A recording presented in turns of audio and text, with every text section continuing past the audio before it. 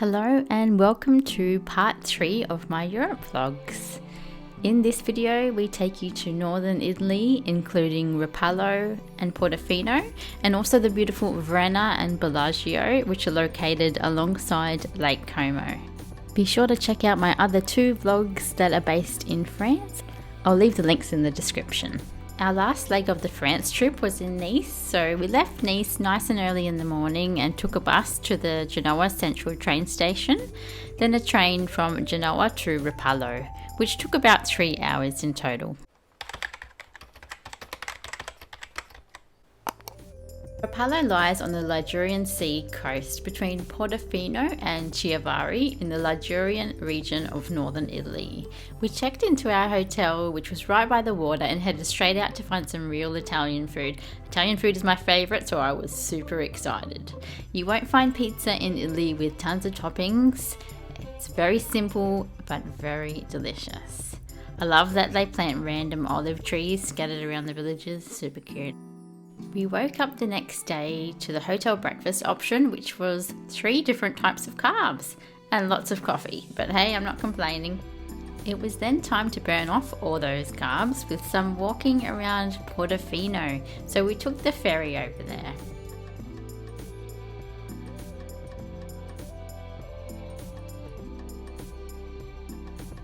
If you ever visit Portofino, guys, you must do the walk to the lighthouse. It has a very special treat waiting for you there, which you will see in a minute. Portofino itself is a very small village. Back in the day it was mainly a fishing village, but now tourism and the plethora of cafes and restaurants have taken over.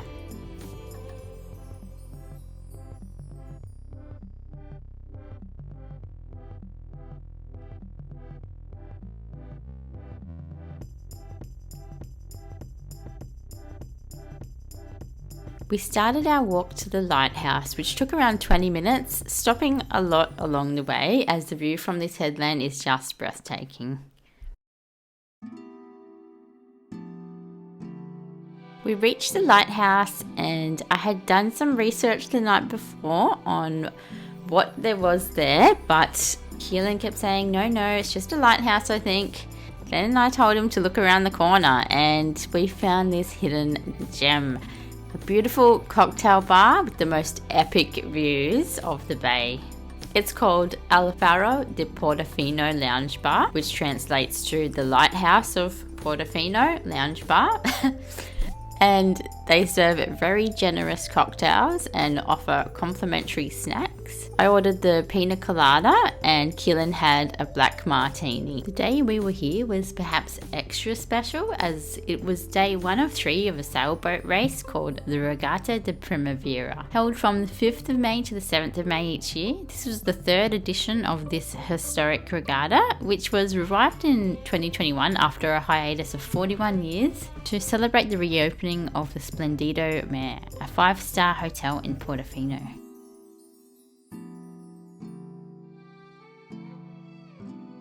We headed back into the village to take a look around, and I was keeping an eye out for a certain location with all these colourful houses by the water, and I ended up finding it on Google Maps, a place called Baia Canon. Even though it was springtime, I still would have loved to have jumped in the water down here. It was an absolutely gorgeous day. The water was cold, but I don't mind some cold water, although there was jellyfish everywhere. Yeah, some people were still swimming. They were brave, but I didn't want to be stung, so I didn't risk it.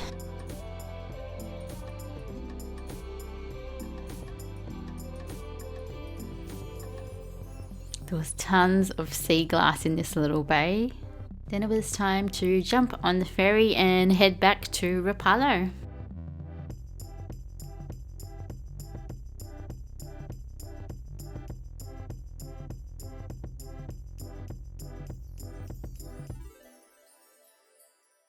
We finished the day by finding this cute little hole-in-the-wall creperie called Vico dell'Oro.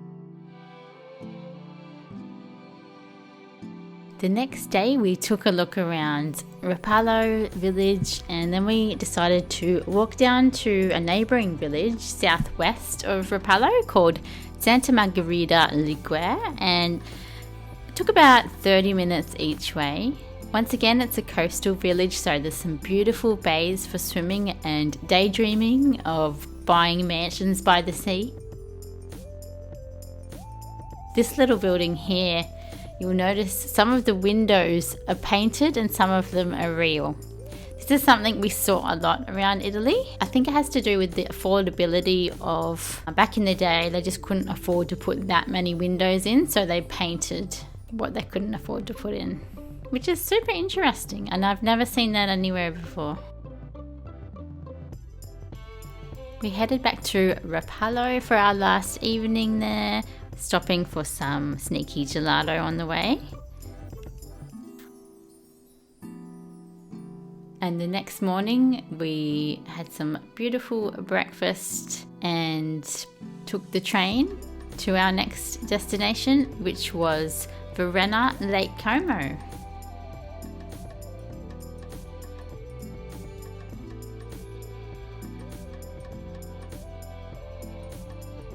We stayed at this gorgeous little Airbnb, which was right by the water on a little pathway.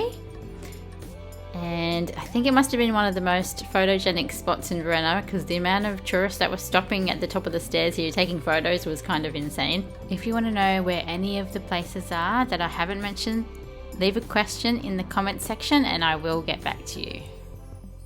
The main reason we came to Varenna was for a friend's wedding, and we had about 5 days all up here. The first day we were just checking out the village, the old church, and the beautiful Lake Como, of course. The day of our friend's wedding arrived and it was time to get all zhuzhed up. And the wedding was held at the beautiful Villa Cipressi, very famous venue for weddings. Obviously I didn't get any footage of the actual wedding because you know what? It's really good to be present and just enjoy these sort of moments. And it was just absolutely gorgeous afternoon, no rain, just a little bit of drizzle, so they got really lucky. And we danced the night away. During our stay, we took the ferry over to another village across Lake Como called Bellagio. It's definitely worth a visit. It's got lots of good shops and some beautiful restaurants as well.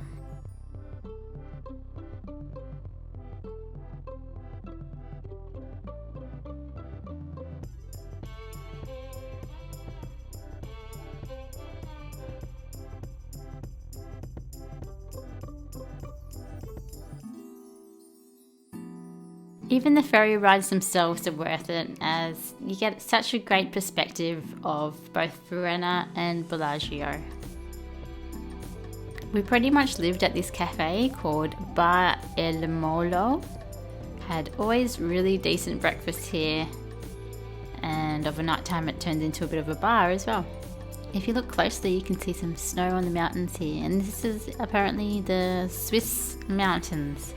Our last morning in Varenna, we just wandered around the village aimlessly. We're just going down different little alleyways, finding random cats to pet, you know me. And yeah, just taking in all the beauty.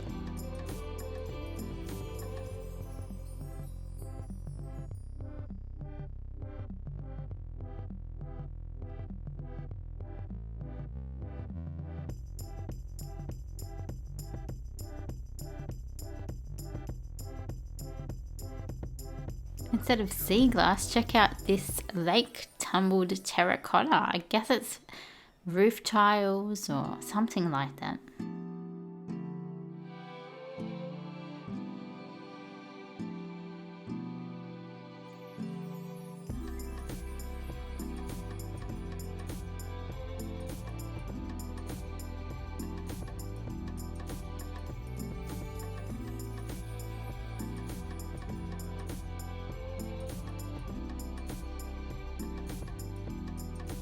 We stayed at the Crown Plaza near Milan Airport before heading back to Australia, and I have to say, ironically, this was one of my most favourite accommodations. Had a massive bath, beautiful toiletries made in New Zealand, and it just so happened to be storming this particular night with hail. I have to say the restaurant here is 100% worth it. We had an amazing dinner. It was 3 courses, and then yeah, buffet breakfast the next morning. Definitely recommend. It would mean so much if you gave me a thumbs up, and don't forget to hit subscribe and click on the bell icon to be notified of my next video shortly. Bye guys.